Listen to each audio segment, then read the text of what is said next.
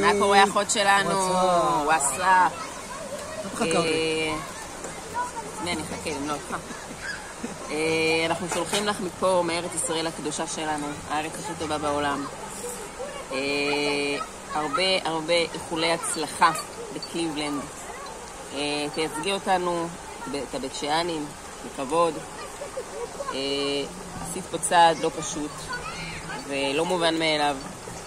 אנחנו פה עפים עלייך, גאים בך ומעריצים אותך על ההחלטה שקיבלת, ואנחנו בטוחים שהיא תהיה החלטה בין הטובות שקיבלת בחיים.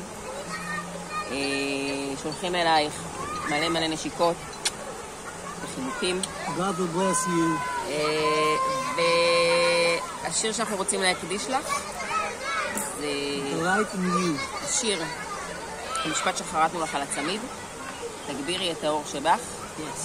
במיוחד אני אוהבת את המשפט בשיר הזה שאומר, דורון תן לי רגע, שאומר, וככל שהם יגידו לא, אני אגיד יותר. כל מי שבא ואומר לך, אל תעשי, זה לא ילך, זה לא יצליח, תקשיבי, רק לעצמך ולאגרות קודש. וזהו, שיהיה מלא בהצלחה, אוהבים אותך הרבה, ומחכים לך.